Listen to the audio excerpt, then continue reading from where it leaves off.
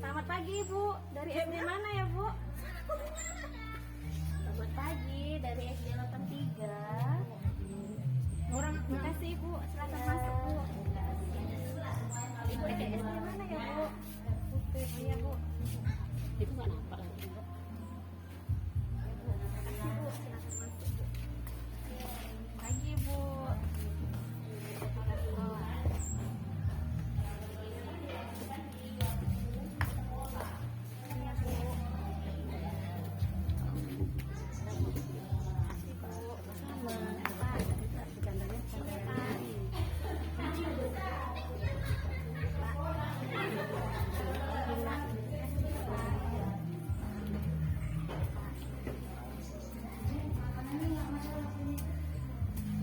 Assalamualaikum.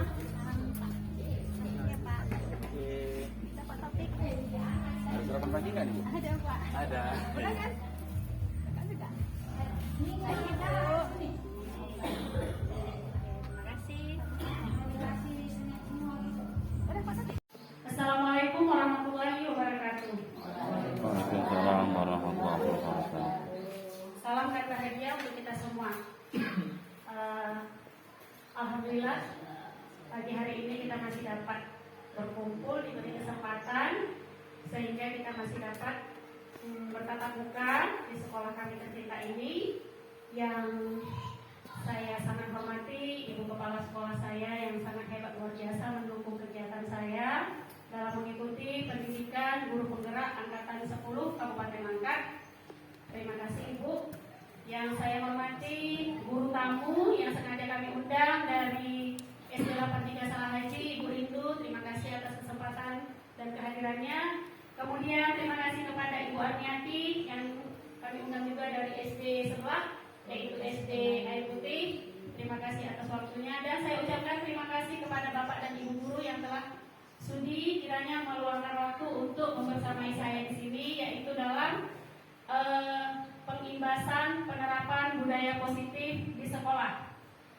Sebelumnya saya perkenalkan, saya Sri Mariani, calon guru penggerak angkatan 10 Kabupaten Langkat. Dalam hal ini saya mengadakan kegiatan pengimbasan budaya positif sebagai salah satu bentuk pemenuhan tugas saya untuk pendidikan guru penggerak yang insya Allah akan kami selesaikan di bulan Oktober, insya Allah ya Bapak Ibu, dan mohon doanya semoga pendidikan saya ini berjalan dengan lancar dan mendapatkan hasil kelulusan yang memuaskan. Amin.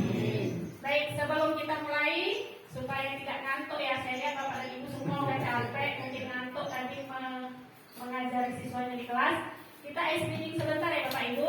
Jadi sebelum saya mulai ke materi, kita senang-senang dulu supaya tidak terlalu kaku.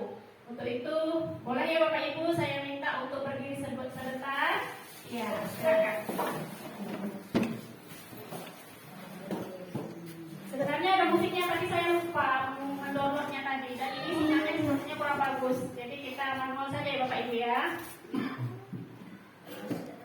Sederhana tapi saya rasa bisa merefresh otak kita bersama. Sebenarnya nyanyian tapi sambil bergerak. Dan Bapak Ibu guru sekalian, saya rasa semua sudah tahu. Tapi ini kita tinggal melancarkan saja ya. Kita bermain dan bernyanyi Marina menari di atas menara. Ya Bapak Ibu ya, sebagian sudah tahu. Kalau Marina kita menuju seperti ini. Ya, Marina, saya berarti ya. Saya Marina menari di atas kepala. Semakin lama, semakin cepat nanti saya menyanyikannya. Ya, maka semakin cepat juga gerakannya. Saya contohkan, Marina menari di atas kepala. Marina menari di atas kepala. Di atas kepala, Marina menari. Gitu ya, sesuai dengan instruksinya. Marina menari di atas kepala. Oke, Bapak Ibu siap? Ya. Siap Bapak Ibu ya? Ya. 1, 2, 3.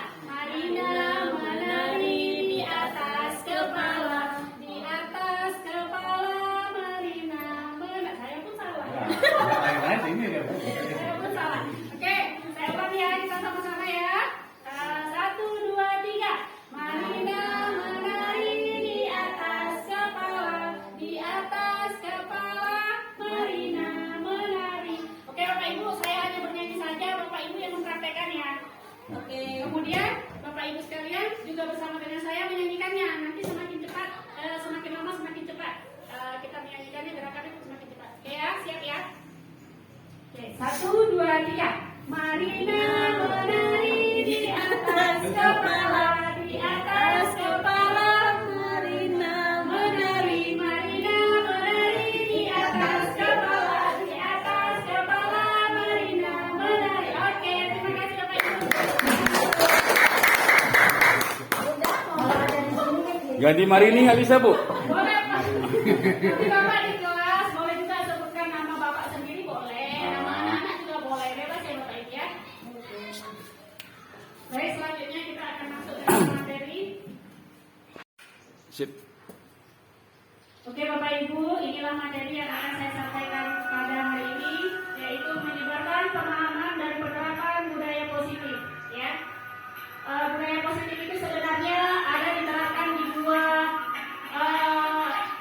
tempat istilahnya, boleh di rumah, boleh juga di sekolah. Tapi pada hari ini saya akan membahasnya tentang di sekolah karena kita membahas ini untuk kemajuan sekolah kita bersama.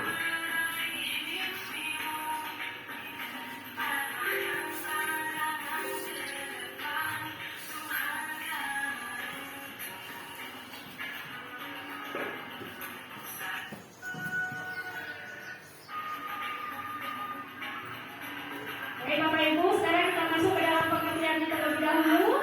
Budaya positif adalah nilai, keyakinan, ataupun kebiasaan-kebiasaan yang diterapkan di sekolah yang berpihak kepada murid.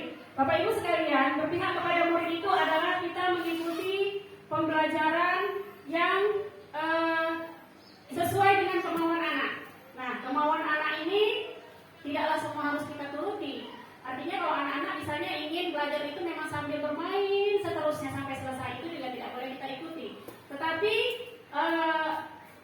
berpihak kepada murid ini dalam artian sesuai dengan filosofi Ki Hajar Dewantara, yaitu menuntun, mendidik peserta didik sesuai dengan kodrat alam dan kodrat zamannya. Nah, kodrat alam itu bagaimana?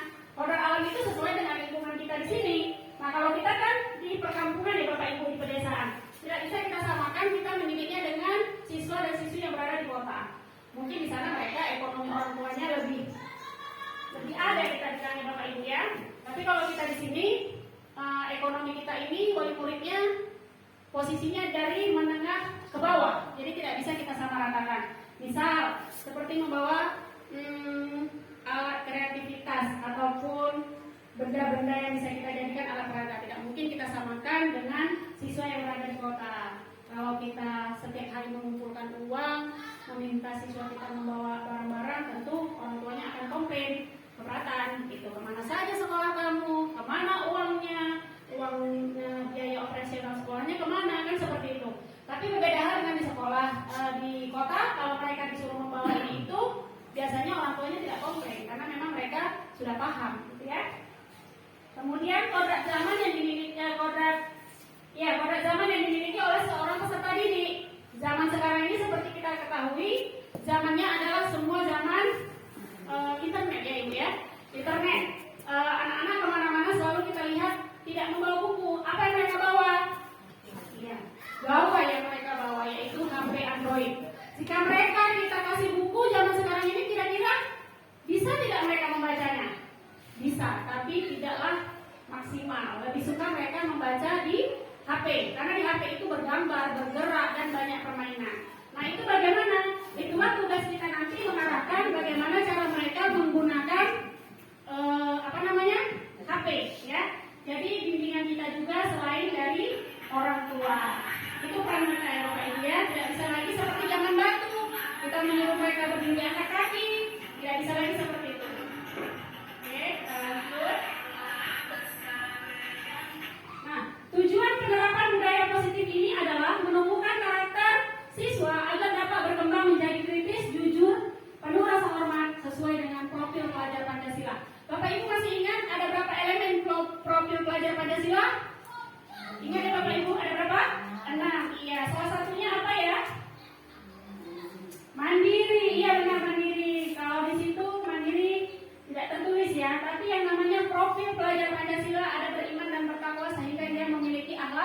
mulia, kemudian mandiri, bergotong royong, berkebinekaan global ya Bapak Ibu ya. Jadi semua elemen itu kita tumbuhkan melalui budaya positif. Kita lanjut ya.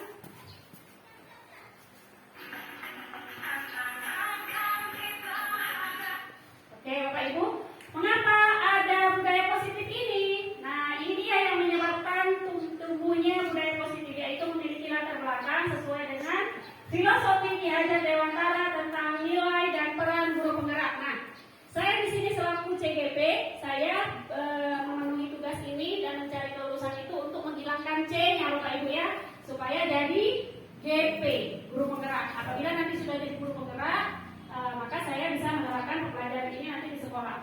Nah, nilai-nilai guru penggerak itu ada mandiri, kolaboratif, inovatif, reflektif, seperti itu. Jadi dalam melaksanakan pembelajaran di sekolah, nilai-nilai itu harus diterapkan, terutama berkolaborasi dengan Bapak Ibu sekalian dan Ibu Kepala Sekolah.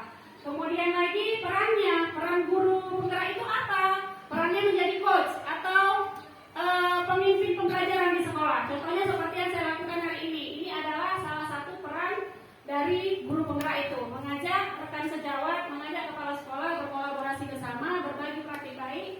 Itulah peran dari guru penggerak tersebut. Apabila semakin baik kualitas pendidikan di sekolah tersebut, sudah pasti sumber daya manusianya dari peserta didik kita sudah pasti akan menjadi lebih baik ya Bapak Ibu ya. Oke, kita lanjut.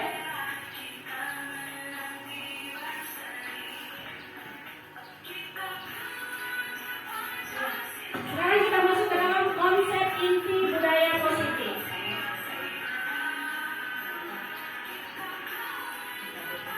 Ya, ini dia. Konsep inti dari budaya positif ada banyak ya. Yang pertama, perubahan paradigma belajar dari stimulus respon menjadi teori kontrol. Kemudian yang kedua, disiplin positif, nilai kebajikan, kebutuhan dasar manusia, motivasi perilaku, kontrol guru, keyakinan kelas, dan segitiga restitusi. Akan saya jelaskan satu persatu.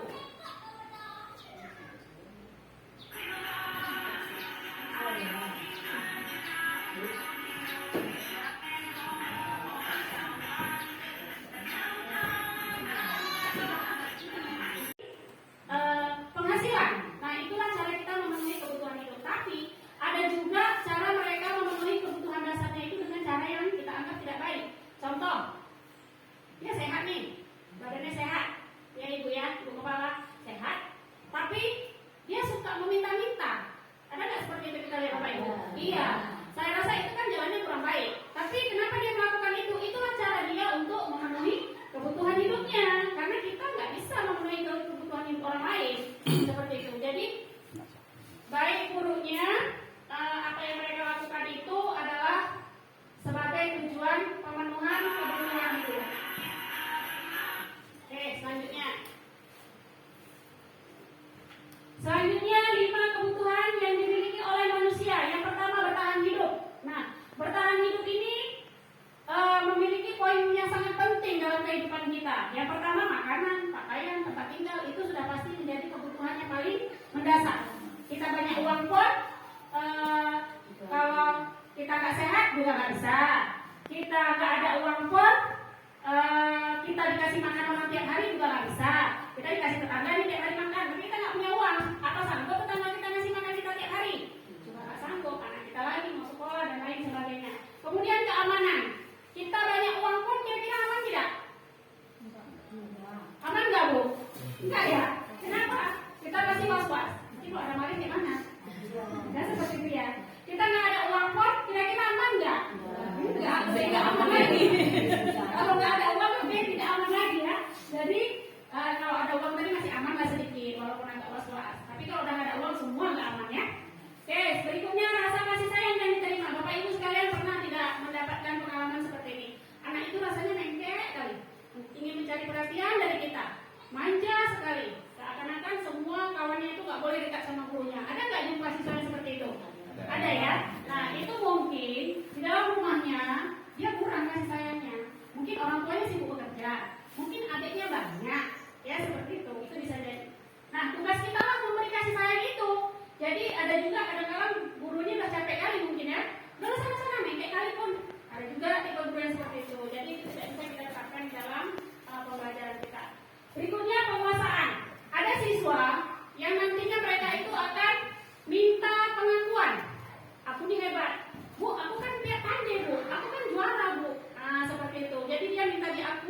penguasaannya itu.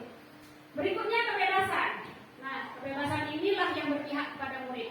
Kita tidak bisa menerapkan pembelajaran yang kita memaksakan kehendak kita harus bisa. Kalau dulu ya Bapak Ibu, saya mengajar sebelum ikut CKP, kalau anak nggak bisa yang saya kasih, misalnya saya tanya 3 kali 4 berapa nak? Dijawabnya 19 misalnya. Saya marah, masa kayak gitu dia nggak bisa. Padahal mungkin cara kita menerapkan pembelajaran itu yang salah, metode yang kita gunakan salah. Tapi setelah masuk ke dalam dunia pendidikan guru penggerak ini, saya jadi paham bahwasanya apa yang saya ajarkan itu selama ini tidak semuanya benar, gitu ya. Jadi disinilah kita merubah mindset kita, cara pandang kita. Harus merubah seorang guru itu tidak selalu benar. Jangan kita pikir kita guru dapat hebat seperti itu ya. Oke, berikutnya kesenangan. Nah, karena kita di SD, anak yang kuliah saja butuh kesenangan. Apalagi kita mengajar di tingkat SD. Nah, kalau di SD ini kita tidak bisa terlalu apa ya kita bilang kaku ya Bapak Ibu ya. Boleh kita gitu masuk ke dalam kelas, kita ajak dulu mereka nyanyi, kita ajak dulu mereka lompat-lompat, kita ajak dulu mereka bermain kereta api dan lain sebagainya. Minimal tepuk-tepuk lah Bapak Ibu ya. Bukan kita tepukin anak itu. Nah, tepuk kanan kiri, atas bawah seperti itu ya. Nah, jadi kalau kita tiba-tiba buka halaman sekian, anak pun bisa spot jantung ya. Bukan lagi dia belajar, tapi dia bisa menangis ya. Oke, kita lanjut. Ya Allah. Apa Bu? Ya, Ibu dari SDR Putih agak-agak ngantuk gitu kayaknya. Ngantuk ya. Akan saya Bu.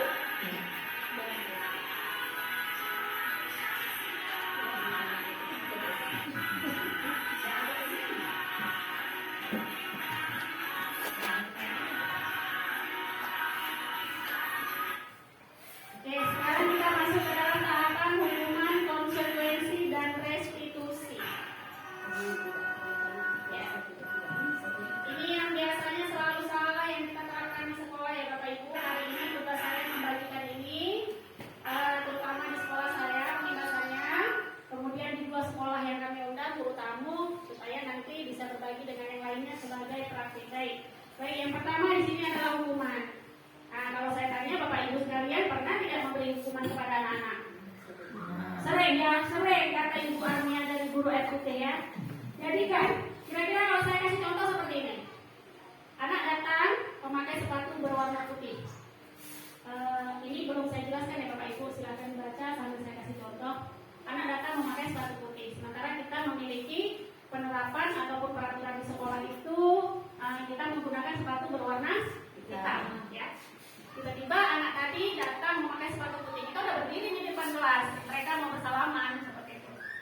Terus saya bilang begini, kamu kenapa pakai sepatu putih? Iya Bu, sepatunya basah.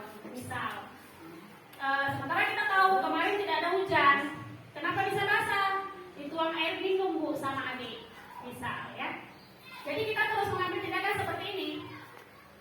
Karena kamu tidak memakai sepatu sesuai dengan peraturan sekolah, kamu copot sekarang sepatu kamu boleh belajar tanpa menggunakan sepatu. Sampai nanti pulang, baru kamu pakai sepatu itu kembali.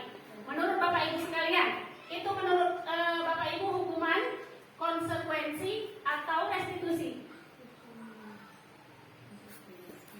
Hukuman Bu. Hukuman ya Pak Topik ya. Iya. Pak Topik di guru agama cepat juga jawab. Hukuman. Siapa yang sepakat dengan Pak Topik? Atau ada jawaban yang lain? Oke, saya jawab aja supaya nggak buang waktu jawabannya. Iya, itu tadi memang hukuman. Hukuman itu dimiliki oleh seorang guru. Nah, saya duduk ya Pak Ibu. Sementara saya duduk, saya boleh nanti meminta jawaban dari Bapak Ibu sekalian, boleh angkat tangan. Nanti akan saya arahkan mainnya ke sana, kemudian Bapak Ibu silakan dijawab. Nah, posisi kontrol apakah saya pada saat ini? Saya kecewa sekali dengan kamu. Kira-kira ini posisi kontrol apa? Apa ya Bapak Ibu? Saya kecewa sekali dengan kamu. Teman. Apa tadi yang teman? Oke, kita simpan dulu ya. Kita lanjut.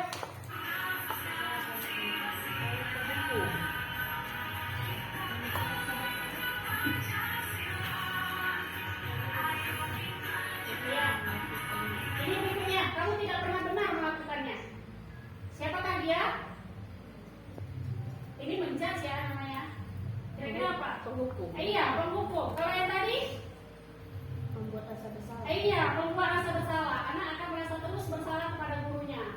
Ya, dapat jawabannya satu-satu ya. Berikutnya, Biasa.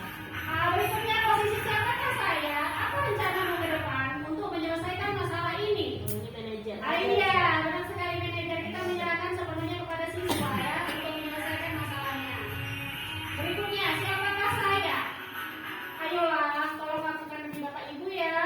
Teman. Iya, teman-temannya baik sekali nih ya.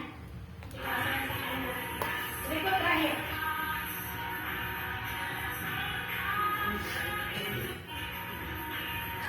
Ya, terakhir.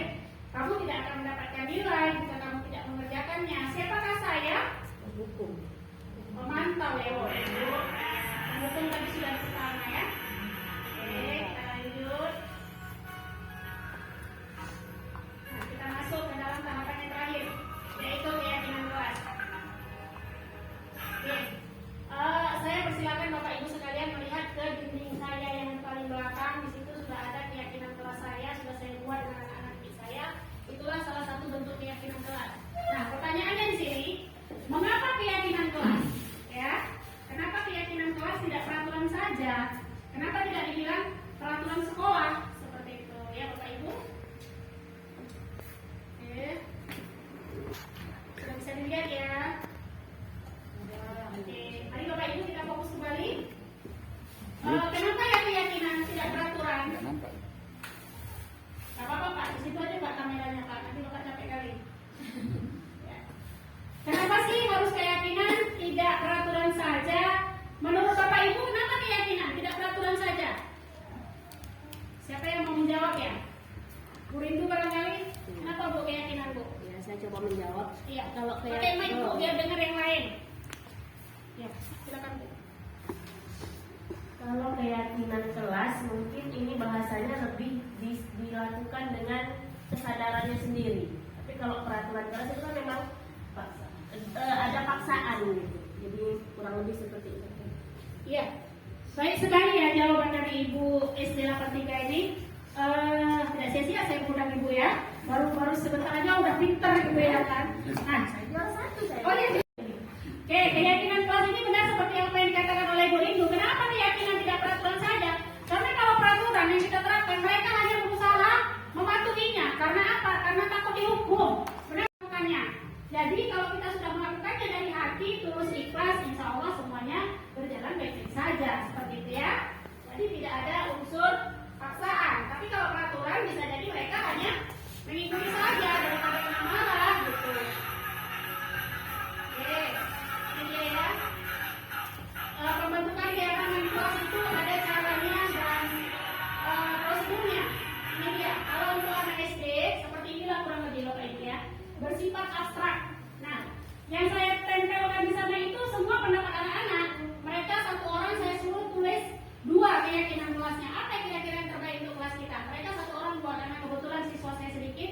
Saya suruh mereka satu orang 2 mengeluarkan pendapat. Dan itu bersifat abstrak, tidak kita atur. Tidak kita suruh nanti kamu tulis ini ya nak, tidak. Jadi mereka berpikir apa yang baik ya untuk kelas ini. Nah mereka menuliskan di sana. Kemudian kalau saya sendiri saya juga menulis kemarin 4 keyakinan kelas itu, maka kami tempel di sana. Kebetulan banyak yang sama. Baru kami pindahkan ke kertas sebelahnya, itulah menjadi keyakinan. Yang kedua berupa pernyataan universal, artinya berlaku untuk semua penghuni dan warga kelas. Yang ketiga dibuat dalam pernyataan positif, pernyataan yang baik-baik, jangan yang jelek-jelek. Misalnya dibuat keyakinan kelas, saya boleh berbuat apa saja di kelas, tidak boleh seperti itu. Kemudian selanjutnya jangan terlalu banyak agar mudah diingat. Kalau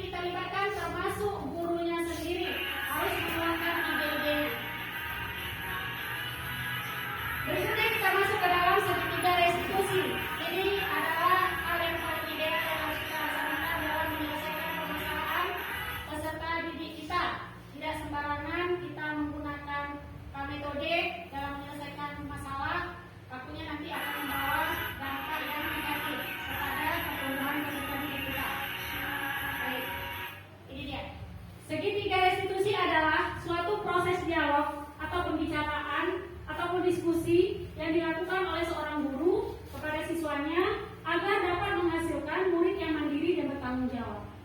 Nah, mandiri itu itulah tadi Bu, dia menentukan permasalahan yang dimilikinya, dia sadar akan kesalahannya. Kemudian dia secara mandiri dan bertanggung jawab mencari solusi dari permasalahannya. Bisakah itu diterima oleh gurunya, tapi tidak menekan kepada fisik dan mentalnya. Seperti itu.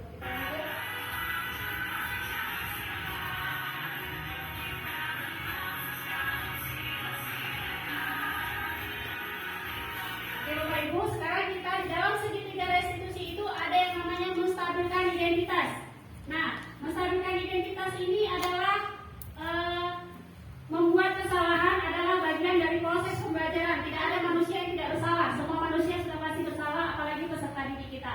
Bagaimana cara kita supaya anak kita tidak down? Kemudian kita berikan kata-kata masukan yang bisa membuat dia tetap tegar dan menyadari kesalahannya. Yang pertama, berbuat salah itu wajar kok nak. Nah, seperti itu. Kemudian tidak ada manusia yang tidak sempurna. Tidak ada manusia yang sempurna. Kemudian ibu juga sering berbuat kesalahan. Nah, selanjutnya ibu tidak mencari kesalahan kamu, tapi di sini kita mencari solusi dari permasalahan yang ada pada diri kamu, sehingga anak-anak tersebut tidak merasa sakit hati dan sakit kepalanya memikirkan omongan kita. Selanjutnya, validasi tindakan yang salah. Berdasarkan prinsip membuat kesalahan adalah bagian dari proses pembelajaran ini adalah Ya nggak apa-apa sih Bu. iya, benar Pak. Oke, ini ya, menanyakan keyakinan. Nah, kalau kita sudah menanyakan anak-anak apa permasalahan yang mereka miliki dan sudah mendapatkan solusinya, baru kita tanya keyakinan sekolah atau keyakinan kelas mana yang kamu langgar. Tentu dia akan menjawab apabila dia sudah memahami tentang keyakinan sekolah yang sudah kita terapkan. Maka dia akan memberikan solusi kepada kita dengan sendirinya. Oke Bapak Ibu, kita menonton sejenak ya. Ini segitiga restitusi yang sudah saya terapkan di sekolah.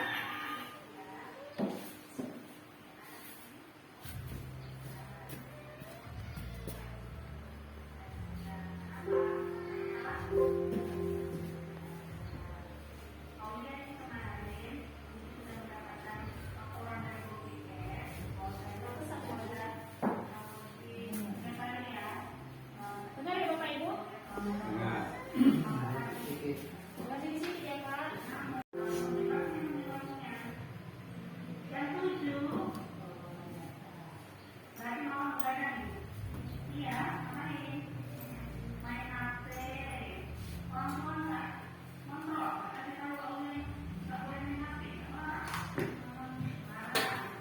kalau main HP.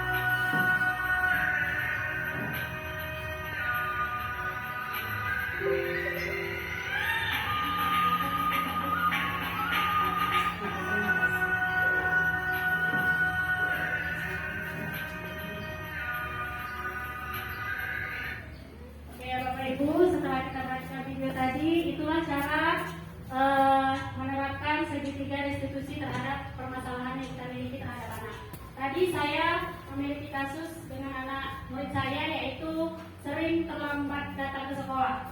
Ternyata permasalahannya setelah kita tanyakan, dia sering tidur larut malam sehingga terlambat ada ke sekolah. Lalu solusi apa yang dia tawarkan kepada saya? Yaitu datang lebih cepat dengan cara tidur malam lebih cepat sehingga dia bisa bangun lebih awal dan hadir ke sekolah tepat waktu. Ya Bapak Ibu ya. Nah, di sini kesimpulannya, dalam penerapan program disiplin positif, hendaknya guru memiliki sifat standar, kepribadian, profesional dan sosial yang baik, di mana guru mampu merefleksikan dirinya dalam posisi kontrol saat ini. Bagaimana perjalanan dirinya sebagai among atau manajer yang menuntun murid-muridnya menjadi insan yang mandiri, merdeka dan bertanggung jawab. Nah, kita sebagai guru, kita tarik kesimpulannya Bapak Ibu, kita sebagai guru, posisi kontrol yang harus kita miliki sebenarnya manajer. Ya, itu adalah tahapan yang paling tinggi yang harus kita miliki. Tetapi apabila kita belum mampu sampai di tahap manajer itu, kita boleh di bawah sedikit daripada manajer. Tapi jangan di bawah kali Bapak Ibu ya. Di bawah manajer tadi apa ya Bapak Ibu? Iya, pemantau. Minimal kita ada di situ dulu. Jangan sebagai penghukum. Nanti kalau penghukum anak murid itu kan, kalau dia nanti udah tamat dari SD, kita lewat bocor kan kita nih kan. Dia bukan membantu kita. Apa kira-kira yang dibilangnya?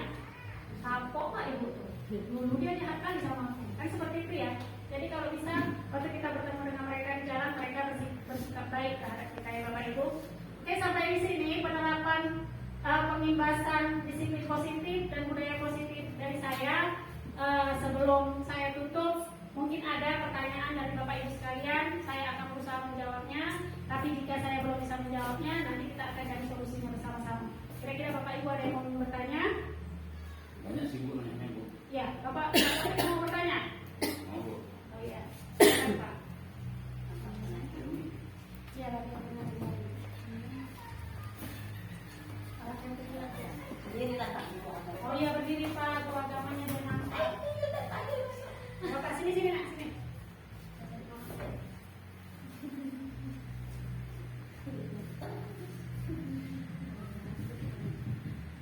Assalamualaikum warahmatullahi wabarakatuh.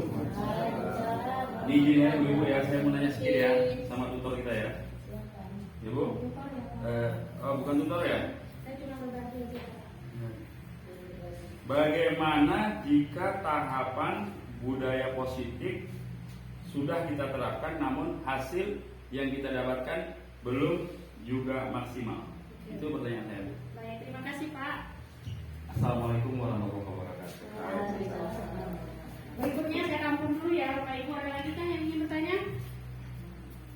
Ada Bapak Ibu? Ada nggak nih? Biar sekalian saya jawab nanti kalau memang masih ada yang lain. Bu, ya. Bu Fitri, silakan Bu. Bu, apakah dengan hukuman bisa mendisiplinkan anak? Boleh. Terima kasih Bu, pertanyaannya sangat baik sekali. Apakah cukup dua atau masih ada yang lain Bapak Ibu? Oh iya, silakan. Ini tamu guru tamu ya, guru tamu. Nanti bisa diterapkan di sekolah juga. Kira-kira Bu, posisi kontrol apa yang paling ideal yang bisa kita terapkan sebagai guru? Baik, pertanyaannya sudah 3, saya rasa sudah cukup ya Bapak Ibu. Nanti kita pulangnya ke siang hari. Jadi pertanyaan yang pertama saya coba jawab dulu, yaitu tadi dari Bapak Taufik. Pertanyaannya kurang lebih bagaimana jika budaya positif sudah coba diterapkan namun hasilnya belum maksimal, seperti itu ya. Nah, menurut saya sebagai seorang guru, apapun harus kita lakukan demi kebaikan bersama, terutama demi kebaikan siswa kita. Kita mencoba terus menghafal tahapan yang sudah kita pelajari tadi. Namun jika hasilnya belum maksimal, itulah tadi, jangan gampang menyerah. Coba lagi dan coba lagi. Apabila belum berhasil juga, kita konsultasi kepada kepala sekolah. Bagaimana ya Bu? Bagaimana ini solusinya? Ternyata kepala sekolah juga belum menemukan hasil solusinya. Maka kita berembuk bersama-sama dengan seluruh dewan guru. Apabila belum berhasil juga, mungkin bisa kita libatkan wali murid. Wali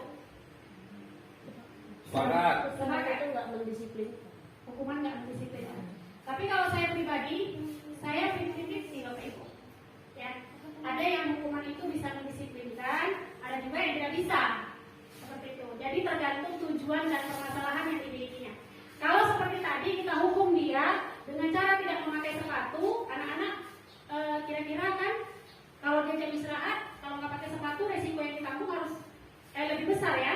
Bisa dia terkena duri, bisa dia terkena kaca, bisa kena batu, kemudian imbasnya kepada sekolah. Pasti nama sekolah jadi jelek. Kenapa anak itu tidak diperkenankan memakai sepatu? Seperti itu. Tapi ada juga hukuman itu yang bisa mendisiplinkannya. Seperti itu ya. Kalau yang pertanyaan dari Bu itu tadi, pertanyaan terakhir apa tadi Bu? Posisi yang paling Posisi kontrol yang harus dimiliki oleh seorang guru yang paling ideal. Tadi sudah saya jelaskan, tapi saya coba ulangi. Apa tadi ya Bapak Ibu? Manajer ya Bu ya. Kepala sekolah ingatannya bagus sekali. Jadi posisi yang paling baik, paling bagus kita miliki itu adalah posisi manajer. Di perusahaan aja posisi manajer paling ideal ya Bapak Ibu ya. Apalagi di sekolah. Baik Bapak Ibu, saya rasa pemaparan saya kali ini sampai di sini. Saya juga masih tahap belajar, pastinya belum maksimal. Saya juga mohon bimbingan dari Ibu Kepala Sekolah, guru-guru lain, supaya nanti tetap memberi masukan dan membantu saya untuk lebih memperbaiki diri ke depan. Ya Bapak Ibu ya. Sebelum saya tutup, saya ada pantun. Nah, pantun saya apa tadi ya? Saya lupa nih. Makan kue dadar isinya inti dibuat dari kelapa. Apa yang telah saya sampaikan tadi semoga bermanfaat untuk kita semua. Ya, tukang kue gitu ya. Oke Bapak Ibu sekalian, terima kasih atas supportnya dan waktunya. Ya, guru agama memang baik sekali. sering numpang. Jadi sampai di sini penjelasan dari saya dan pengimbasan dari saya. Semoga kamu guru kita dapat mengimbaskan yang di sekolah mereka. Kemudian saya juga bisa menjadi lebih baik di sekolah kami ini. Kita bersama-sama berkolaborasi dalam membangun pendidikan di sekolah kita. Semoga hasilnya ke depan lebih baik lagi. Amin. Ya. Dan demikian yang dapat saya sampaikan.